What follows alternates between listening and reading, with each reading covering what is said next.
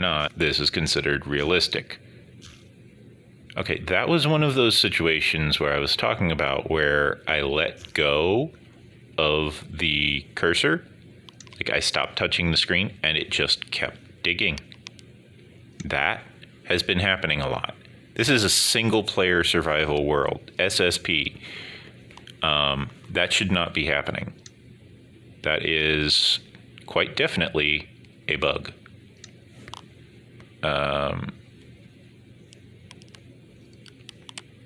And the fact that I've been capable of recording this much content previously should explain that such occurrences have been occurring improperly.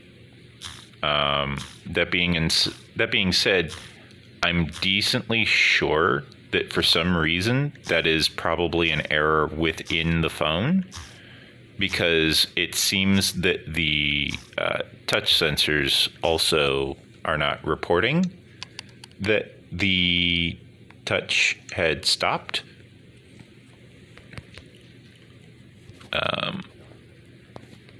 Which is awkward in itself, because that means that the operating system is lagging, which denotes a problem in the processor or the RAM, one or the other.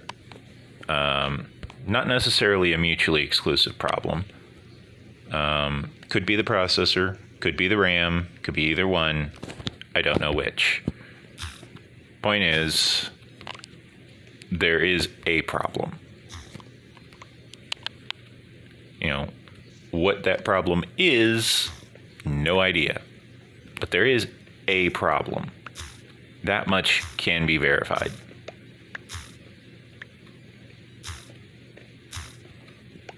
What I'm going to do is I'm going to dig out this section here so that I can replace this whole section with dirt.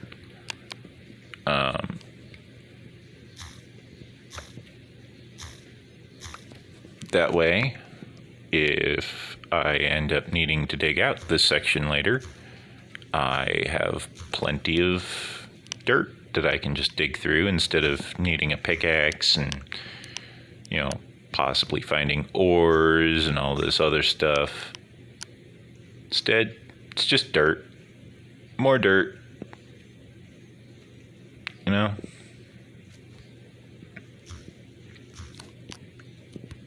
And this one. Okay. There's a llama underground. Okay.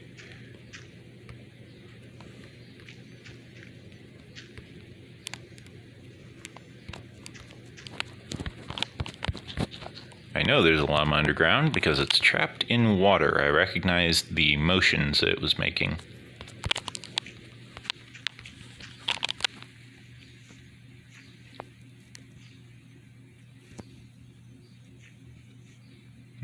Okay, and I'm going to want to dig the shovel,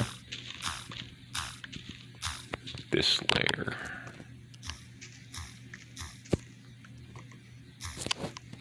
All the way over to here, whereupon I dig this out, then I dig this out. Oh, see? This is what I was talking about. I found coal.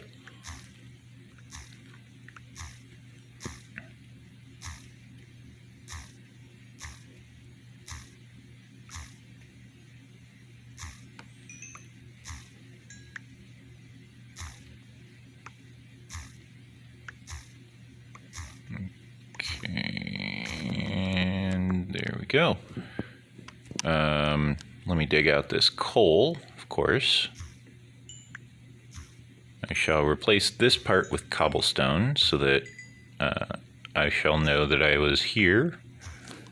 Should I ever excavate all of this, I'll just be like, oh, cobblestone. I guess I was here before.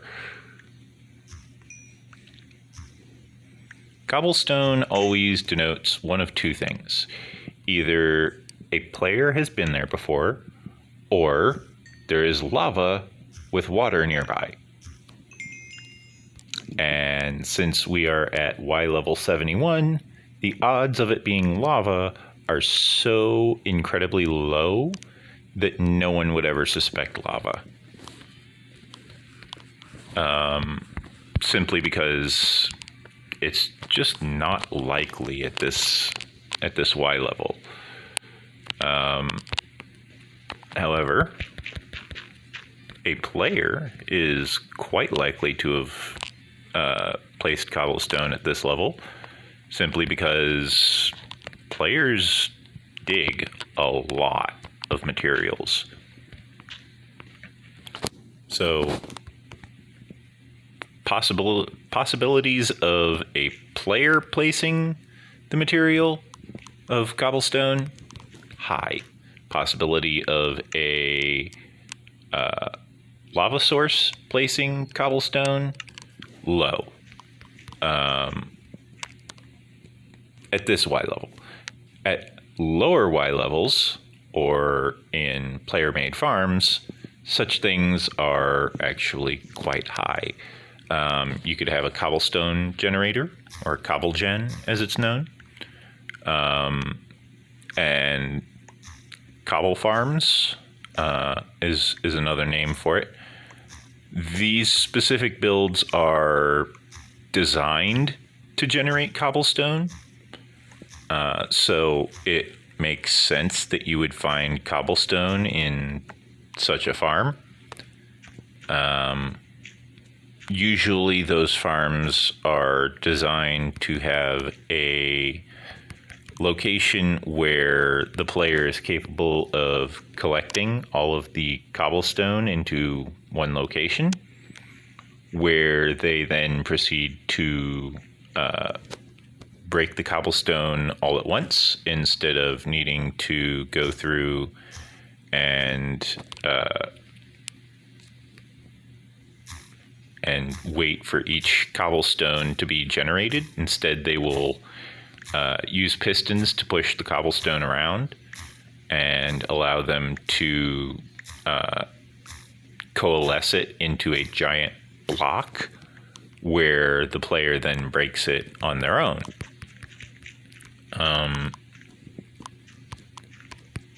This is usually done using some form of blast chamber, some form of TNT or something.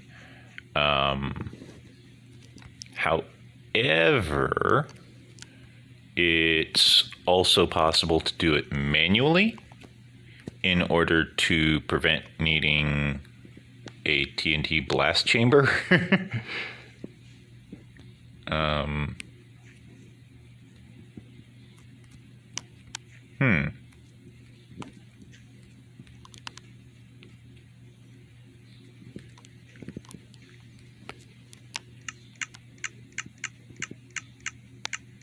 Oh, that's where the extra torches came from. Okay.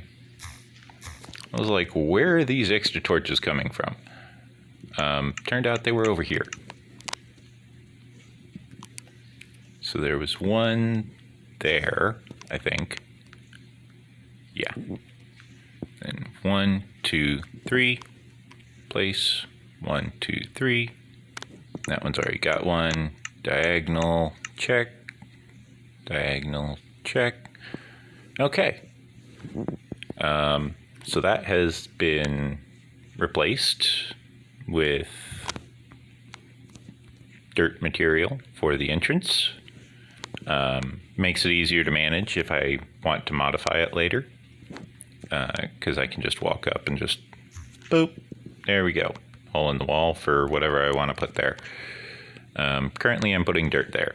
So I'll put the dirt back.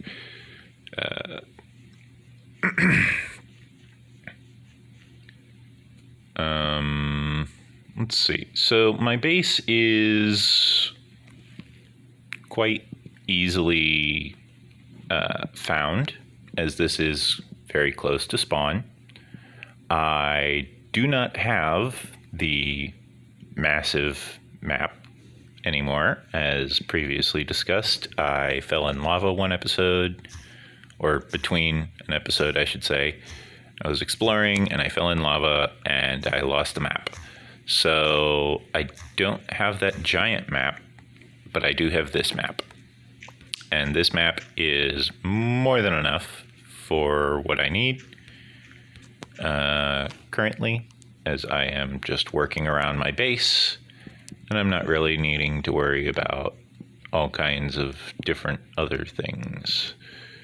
I could have swore I lost a torch when I was breaking this. Yeah, there it is.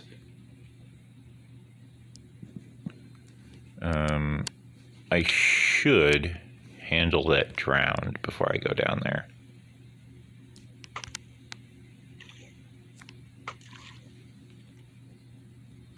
Okay. I always want to be careful of drowned because I never know when they're going to be a trident drowned. I don't know if they've already implemented the reduction in trident drops from drowns on the Bedrock edition. I'm pretty sure they have.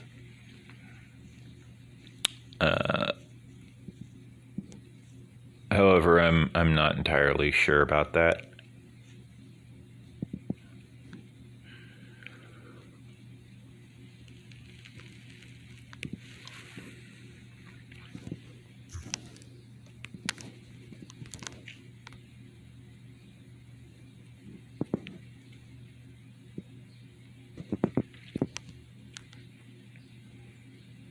I'm thinking about it, and I kind of want to dig out this area here a little bit and then replace it with dirt. That way, if I need to get back up, I can. But that being said, I could do the same thing like over here. Probably should. Looking it over, I probably should. Because this needs to be dug down one right here. Oops. Yeah, so this is a 3 deep fall already. This needs to be dug down one in order for me to be capable of getting up from water level. Actually, does it need to be down 2? It needs to be dug down 2, not 1.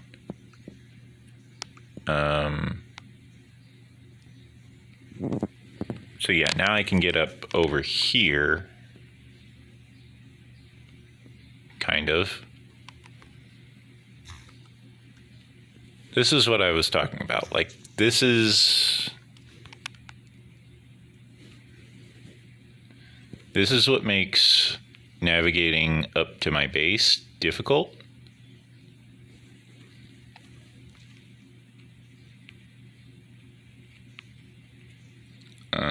And this is kind of why I wanted to dig it out, is because it's very difficult to navigate up to my base.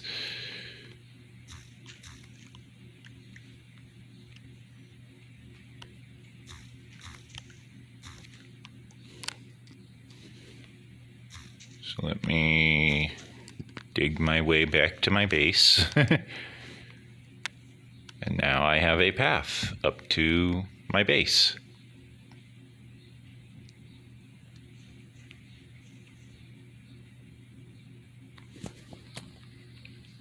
I'm even capable of placing down some torches so that it's not, super dangerous. Still a little bit dangerous because A, it's right next to the water. So it allows for a method of monsters reaching me from the water, which is not always desirable, of course.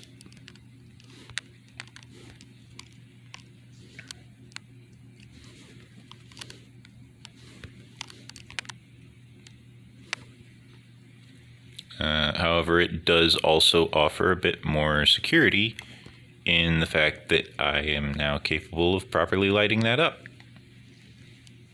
And I can now reach my base from the surface of the water, assuming I can manage to make it in this little tiny one by one area that I have left myself as wiggle room.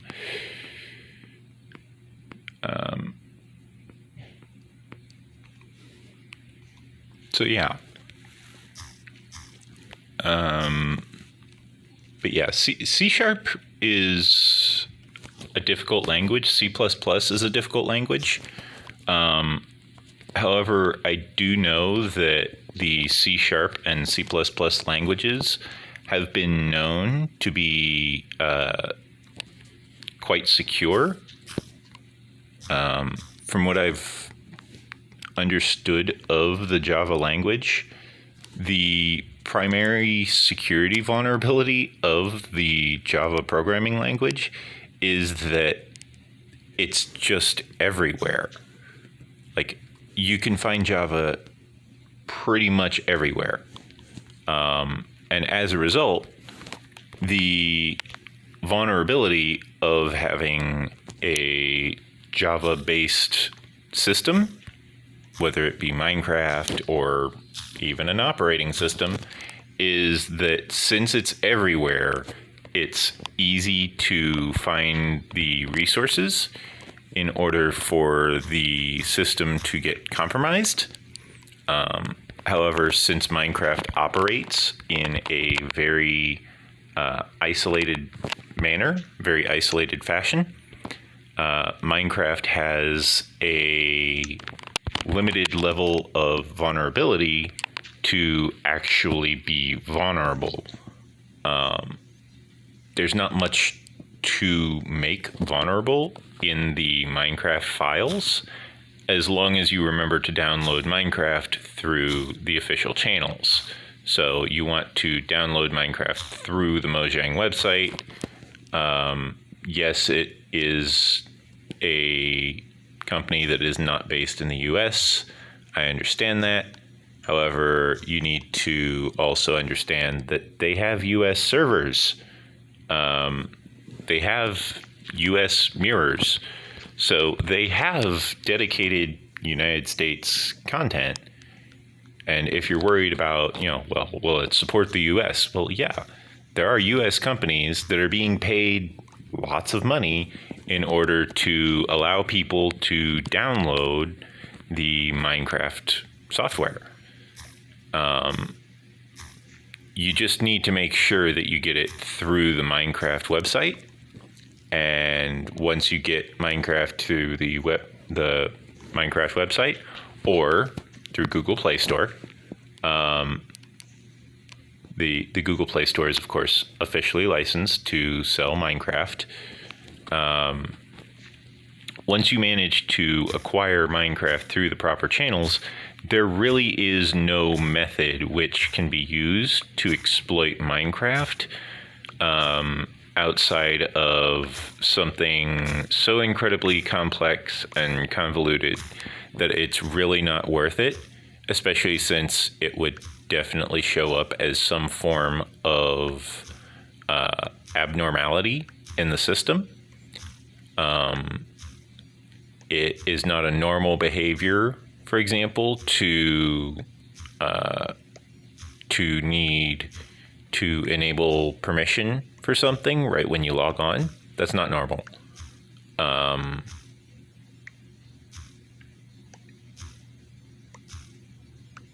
Now, you might need to allow Minecraft to access your storage when you're using when you're making a save. So that's normal. For it to ask you that once is normal. Keyword, once.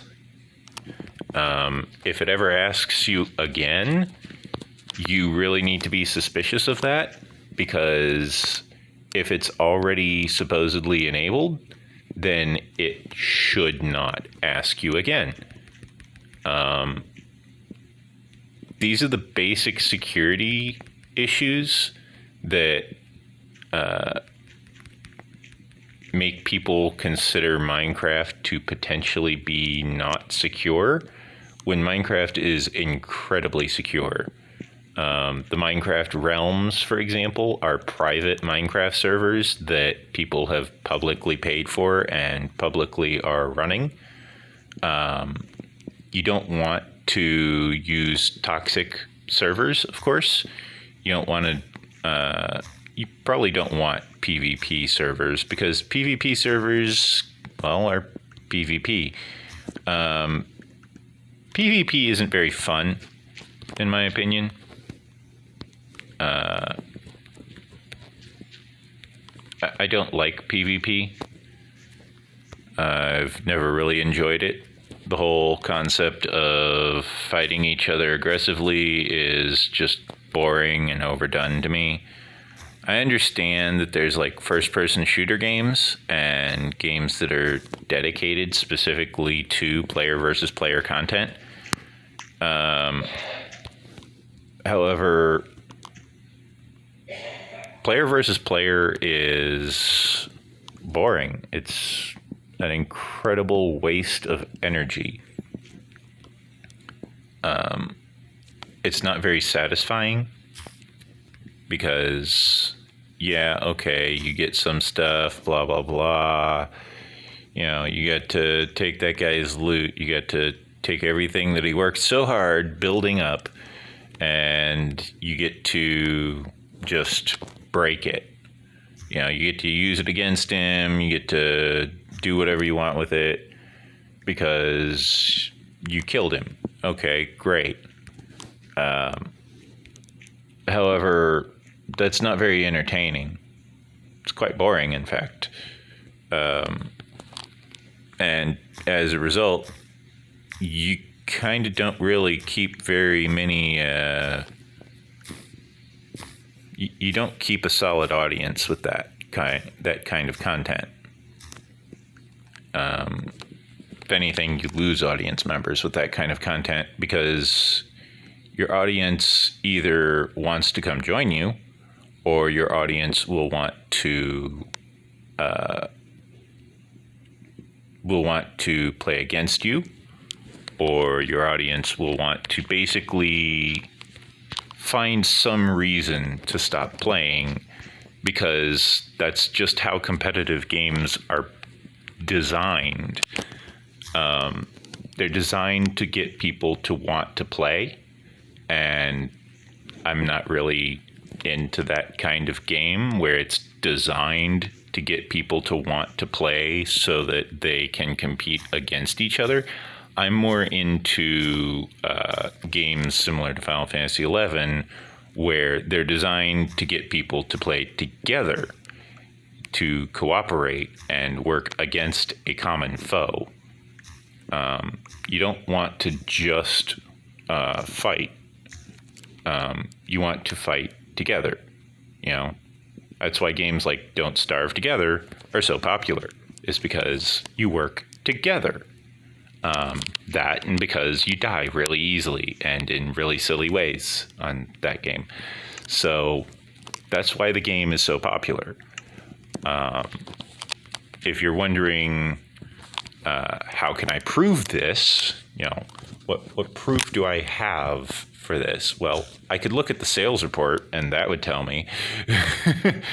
But if that's not good enough for you, if their number of game sales, which defines their profit margin, which defines whether or not they're capable of paying their employees to build a sequel, if that's not a good enough method of measurement, we could look at the total number of hours played on the global leaderboards. And that would inform us that the game is extremely popular. Space Engineers also is extremely popular. It's a great game. You can build things, you can work together, you can fight off pirates. There's, you know, computer enemies that you can kill. And the computer doesn't always need to be a bad guy either. There can be good computers, and you can trade with them, or you can kill them, or you can do all kinds of things, you know. The same for Minecraft. You know, you can kill villagers, sure, but you could also trade with villagers. You could use the villagers as part of your farms, sure. You could make an iron farm with them. Okay. Or you could trade with them. Like, it's a perfectly valid option. And a lot of people are like, oh, well, yeah, I suppose. And it's like, yeah, I mean, what else are you going to do with a village full of villagers? I could kill them all. Why? No one has any villager farms yet, so if you kill them all, you just need to find more villagers. Otherwise, you're not going to have any good trades when you go looking to offload, for example, 50 stacks of rotten flesh because somebody managed to find a zombie spawner and turned it into a zombie farm. And then they were like, well, this zombie farm isn't very useful because all it's producing is rotten flesh and experience. Let's turn it into a drowned farm. So now you have a drowned farm and you're getting lots of loot, but you're still getting a lot of rotten flesh. And you can't compost rotten flesh, so what else are you going to do with it? You can't eat it fast enough because it's a zombie farm. It outputs rotten flesh like there's no tomorrow, you know? It's sitting there going, need some rotten flesh? I got some rotten flesh. Want some rotten flesh? How's some rotten flesh? Would you like some rotten flesh to eat? How about some rotten flesh for your inventory? Want some rotten flesh? Have rotten flesh. Rotten flesh! It's like, oh my God, would you stop with the rotten flesh? But rotten flesh, I've got rotten flesh. Want some rotten flesh? All right, we're setting up a lava blade system for you. You know, because what else are you going to do with it? Well, you could set up a villager trading hall and you could trade with a bunch of clerics for all of that rotten flesh to become emeralds.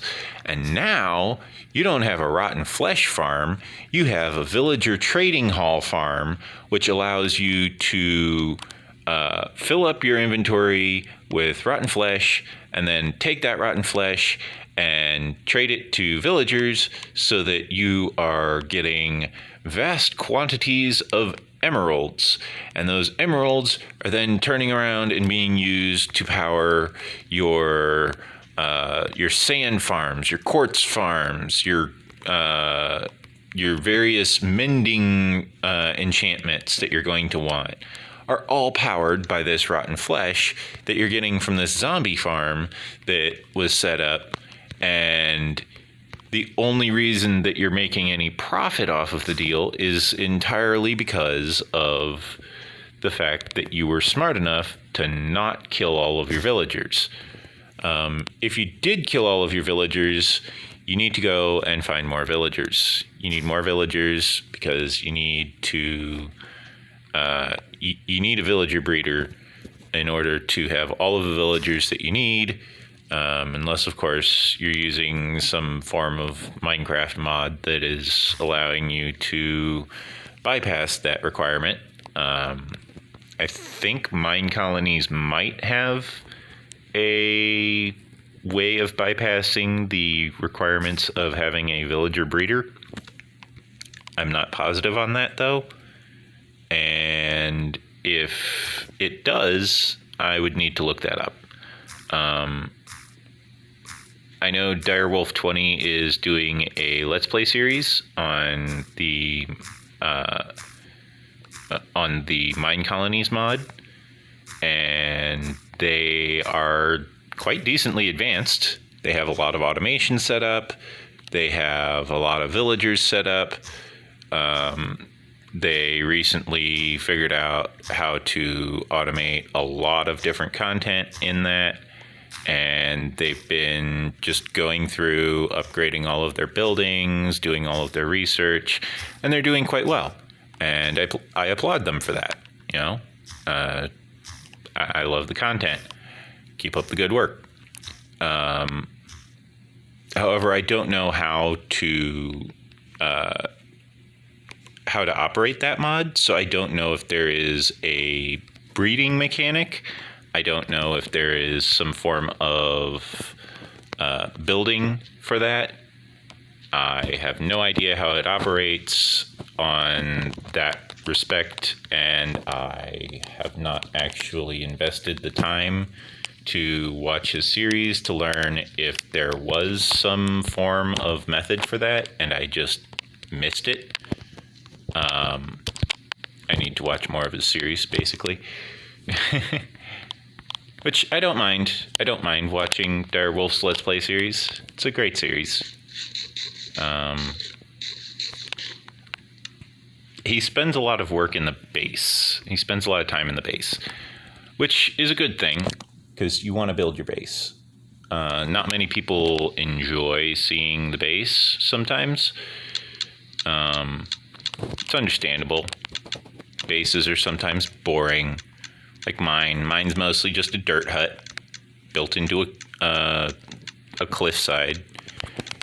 And I'm just increasing the amount of cobblestone that I have and various other ores and whatnot.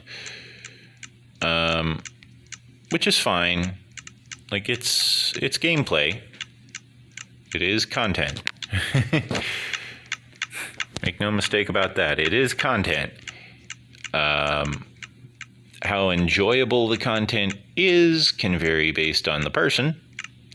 And I understand that. And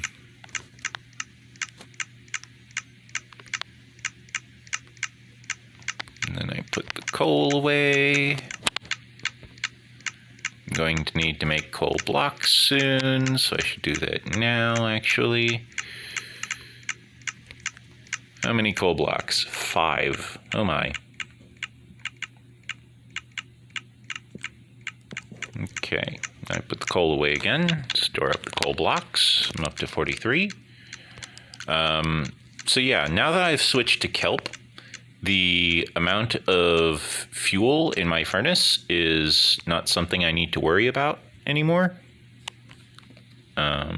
Simply by virtue of I have kelp.